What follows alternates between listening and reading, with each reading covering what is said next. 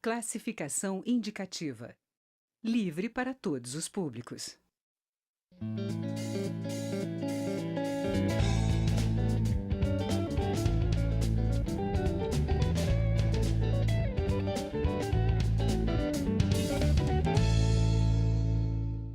Olá, a Câmara analisa a medida provisória 795, criada para estimular a participação de empresas privadas nas licitações para a exploração de petróleo na costa brasileira.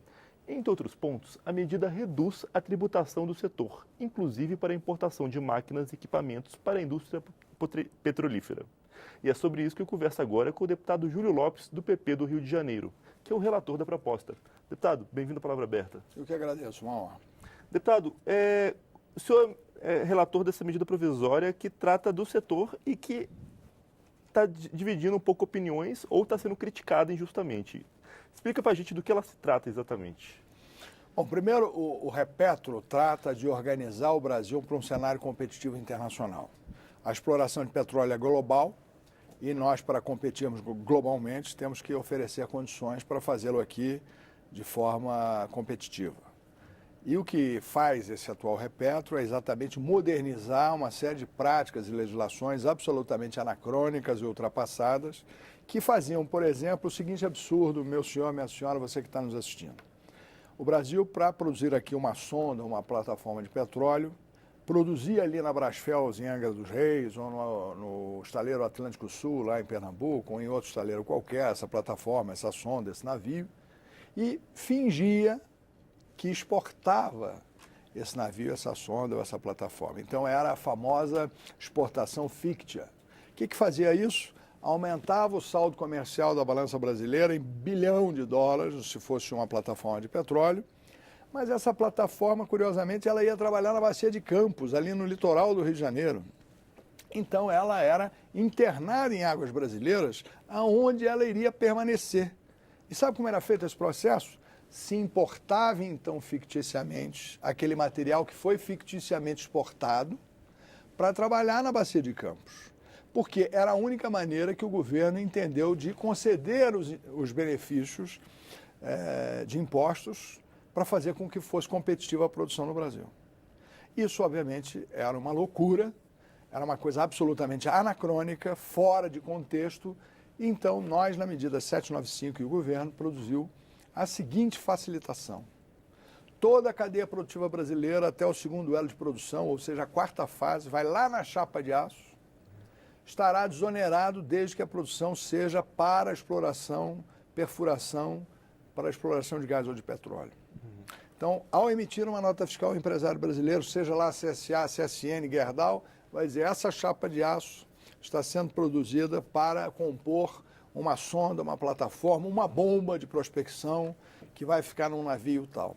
Automaticamente, toda essa cadeia de produção, ou seja, da chapa, aquele que manufaturou a bomba, aquele que manufaturou a casa onde a bomba vai ficar até o final do navio, todo esse processo será desonerado.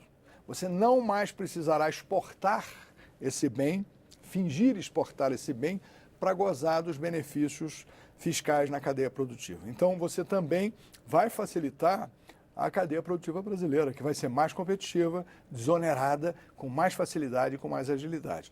Isso é uma das coisas que faz o Repetro, dentre outras, tornar a legislação brasileira mais atual, mais competitiva e muito mais simples. Deputado, faz todo sentido. Por que a oposição está chiando, então? Alguma razão específica ou só por chiar? Olha, eu quero até citar aqui com você uma situação que me parece muito curiosa. Um consultor legislativo aqui da casa, até eu vou dar o nome dele, porque ele é um irresponsável, o nome dele é Paulo César Ribeiro Lima. Ele tem uma visão de que a Petrobras deve ser um monopólio exclusivo, e aí eu respeito essa posição monopolista dele, ou até uma visão econômica que ele tenha sobre essa perspectiva. O que eu não respeito e não admito é que ele tenha feito um relatório fraudulento em que ele diz que o Brasil terá um prejuízo de R$1 trilhão com essa nova medida do Repetro. Até porque, como sou eu que estou fazendo, eu jamais colocaria a minha assinatura num projeto que lesasse o Brasil em um só centavo, quanto mais em R$1 trilhão. E faltou responsabilidade, faltou critério, assim como falta responsabilidade e critério na ANFIP, que é a Associação dos auditores federais da Previdência Social. Eu já disse ao presidente da República e tenho a posição de processar não só esse cidadão, mas também a Anfip, porque contabilidade, engenharia, tem norma internacional, tem procedimentos internacionais. Você não pode interpretar um balanço como você quer. Você tem que interpretar na norma, você tem que interpretar no padrão que a norma prevê. Portanto, não é uma questão só interpretativa, é uma construção factual. O balanço ou é negativo ou é positivo. Não se pode fazer como faz a Anfip, subtrair a conta dos funcionários públicos para que a Previdência deixe de ser a maior transferência de riqueza de pobres para ricos da história do Brasil. A maior transferência de riqueza da história do Brasil. Então, voltando aqui ao repeto, é a mesma condição. E aí, sabe o que eu fiz? Eu peguei e mandei este relatório para os 513 deputados. E aí mandei também um relatório que fizeram outros 2 consultores da Casa, que leram o relatório desse cidadão e fizeram um relatório correto dos consultores da própria Casa, que absolutamente negaram, incisiva e corretamente, tudo aquilo que esse primeiro consultor negou absurdamente. E aí, sabe o que eu fiz também? Eu pedi ao Ministério da Fazenda e à Receita Federal que fizessem uma interpretação do trabalho da relatoria da 795. Qual não foi a boa surpresa de que a própria Receita Federal, com quem eu tive embates duríssimos, porque ao relatar a matéria, eu disse sim e consegui fazer prevalecer um waiver, quer dizer, um perdão, não é um perdão, é uma conciliação de 38 bilhões de reais que estavam num contencioso jurídico, que levava as empresas e a Petrobras a gastar milhões com processos e com advogados e com custos judiciais sobre bilhões de reais que jamais seriam recebidos, porque a dívida era absolutamente incerta, desqualificada. Tanto era incerta e desqualificada que jamais se provisionou esse recurso, nem no balanço da Petrobras, nem de qualquer empresa. O que havia era apenas uma nota técnica dizendo que poderia haver a incidência de um imposto caso fosse exitosa a Receita Federal do Brasil. Mas como? É só analisar no judiciário o andamento das questões e desse embate jurídico para se ver que a Receita vinha perdendo todas as ações relativas a esse contencioso. E por que vinha perdendo? Porque o Repetro ele reforma um decreto-lei de 1966, que depois foi novamente corrigido por uma lei de 2014, em que estabelecia novos percentuais para aquela loucura da importação fictícia e da exportação fictícia, que eu citei.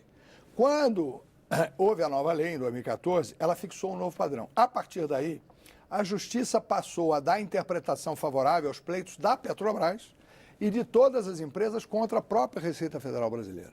Portanto, meus amigos, minha amiga, meu senhor e minha senhora, a Receita Federal do Brasil, nesse momento em que o Brasil tem um teto de gastos, em que ele não pode gastar mais do que arrecada, em que não se tem condição de abrir mão de um só centavo das receitas do que arrecada, seja na contribuição sobre lucro líquido, seja no imposto de renda sobre pessoa jurídica, a Receita deu um parecer totalmente favorável à relatoria da 795, explicando que imediatamente ela vai recolher aos cofres do Estado 600 milhões de reais aproximadamente, são 582, mas que ela passará em função da agilidade, em função da velocidade, da atualidade e da forma moderna como essa MP foi concebida, a arrecadar muito mais e a prestar muito mais serviço. Eu não tenho dúvida que nós superaremos, a partir dessa MP, o malefício feito ao Brasil quando se saiu do sistema de concessão para o sistema de partilha.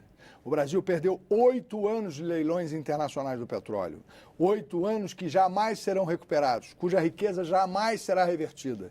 Porque é importante que a senhora e que a senhora saiba que a riqueza do petróleo só vira riqueza na educação, na saúde, na assistência social, quando ela sai do fundo do mar ou do fundo da terra e é refinada e é entregue ao mercado.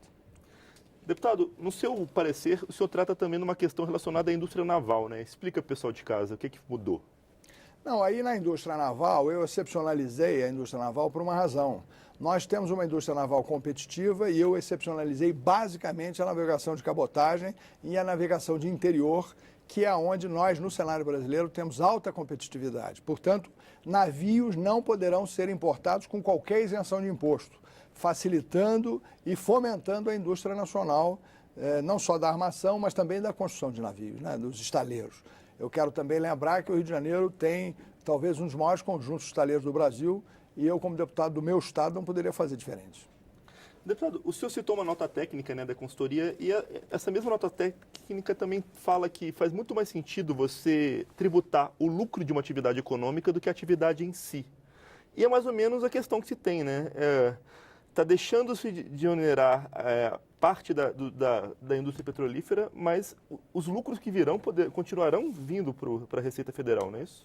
Ah, sem dúvida nenhuma. É óbvio Então, que sim. Quer dizer, claro que, inclusive, esse novo Repetro vai trazer muito recurso para o Brasil, porque como ele facilita a prospecção, é só ver o que aconteceu no último leilão de petróleo. Esse consultor aqui, ele diz que o preço máximo da oferta de óleo em pagamento seria 20%. Engraçado, né? Todo mundo viu, talvez ele não tenha visto, ou ninguém cutucou ele para assistir o último leilão de petróleo no Brasil. O ágio foi 77% em um campo e 80% em outro campo. E ele considerou na conta dele 20%, curiosíssimo, porque, porra, foi uma coisa televisionada, pública, publicada, reiteradamente publicada, e é o que isso? Você veja bem, o que a empresa está oferecendo no campo Sapionhá, por exemplo.